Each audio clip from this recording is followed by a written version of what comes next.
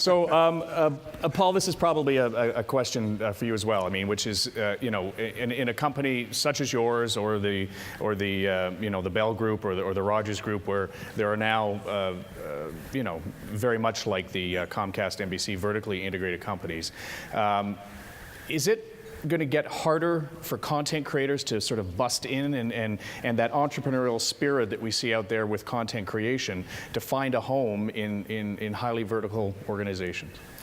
Well, absolutely not. I mean, I think in a lot of ways it gets easier, certainly because obviously the financial security of all the assets. But I think more importantly, it's the drive to meet the customer's needs for any time, anywhere. And I also enjoyed Robert's address, and at times I've been motivated by greed and fear. I've got to admit it. But I'm sure. But today, not so much. But in fact, what the dialogue is around Shaw, whether it's in the Shaw media side or the Shaw organization, is really all about customer service and customers and what they want. I mean, that's what we talk about. We don't talk about choking off customers or trying to force things on them. I mean, that's not what we talk about or do.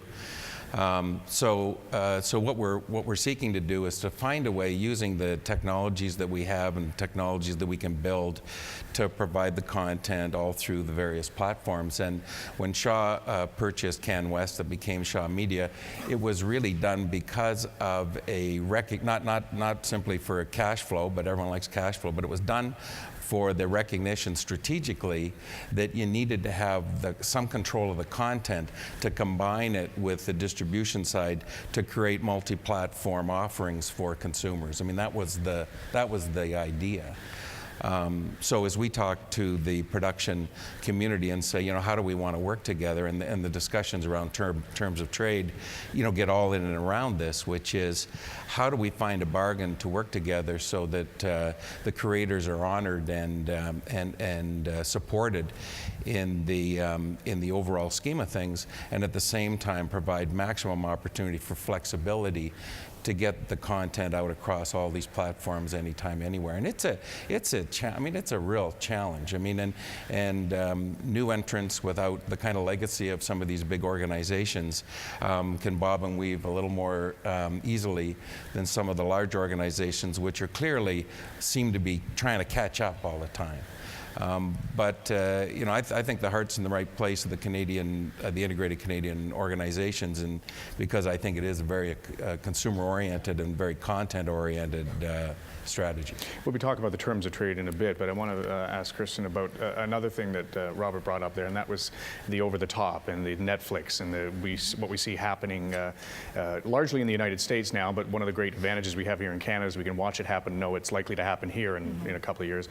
How do you view that threat? I mean, John Cassaday at Chorus was recently quoted as saying, the single biggest issue we have is cord cutting, the fear that studios will bypass the traditional and deploy through the likes of Google, Netflix, and others. That's got to be a concern for every broadcaster in Canada, especially. Well, we're in a bit of a different position because, it's, as John said, we kind of feel we're the last one standing because you look at a chart, 5 years ago, 10 years ago perhaps, of the people who are most heavily capitalized in Canada. CBC was right at the top there in terms of gross. But when you look at it now, with all the mergers that have happened, we're right down the bottom, and we're kind of we're right there, and we're never going to own the pipe. We're never going to be, we are not in that position. So the only way that we feel that we can actually get the word out there about great Canadian content is through partnerships.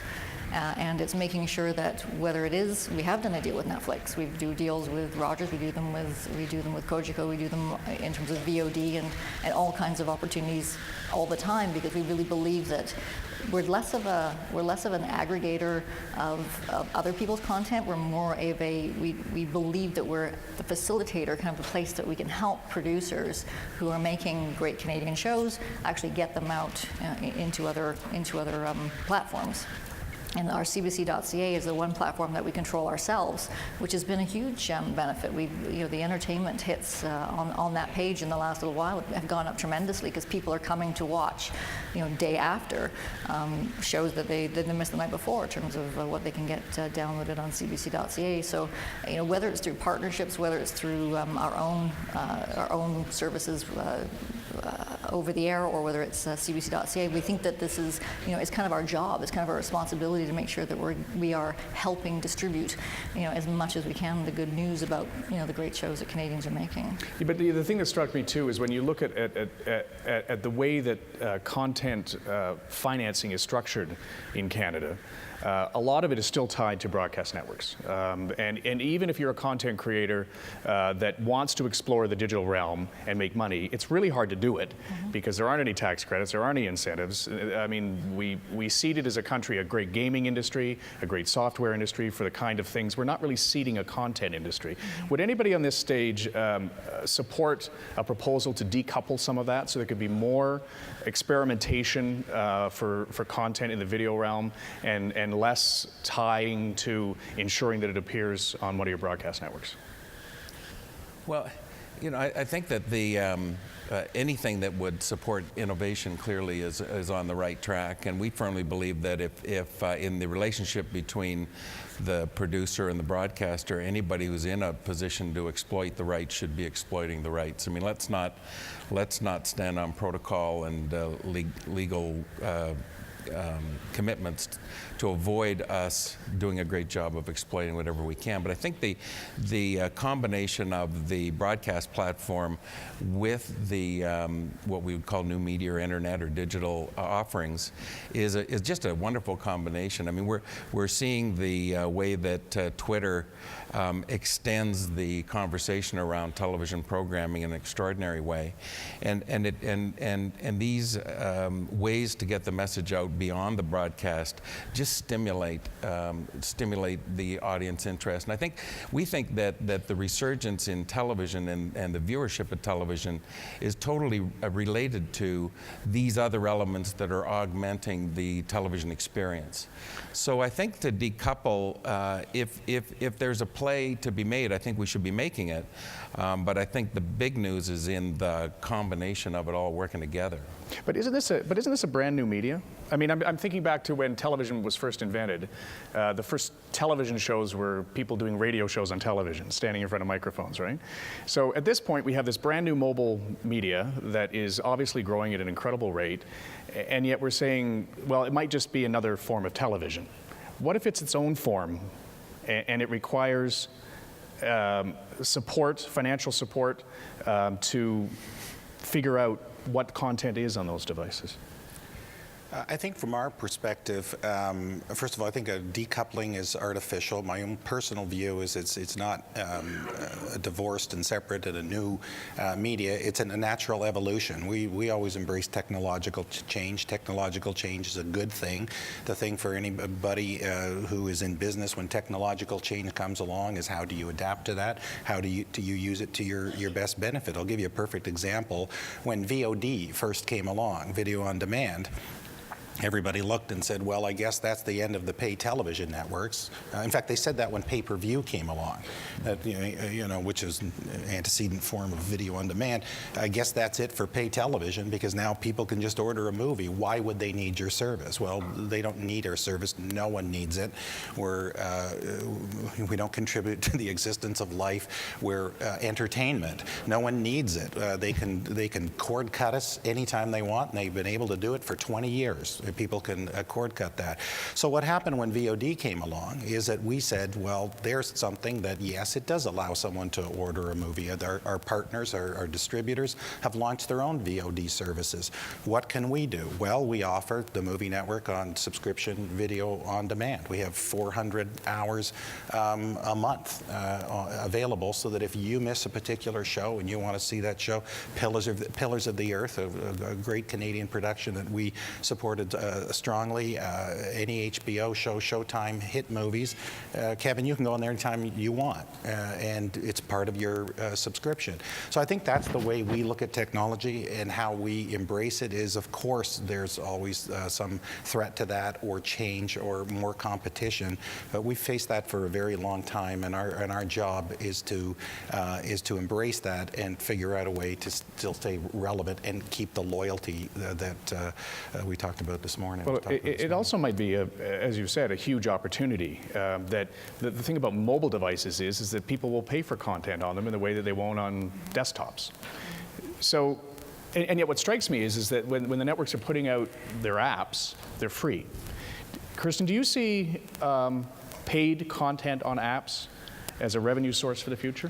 I think it is. I think what you have to do is you always have to test the market and see what the market will bear. I think it's if you can supply content that is unique and somehow special, then absolutely. If you're a sports rights holder, your apps are more likely going to be paid for than if you're handling something else which people expect to get for free.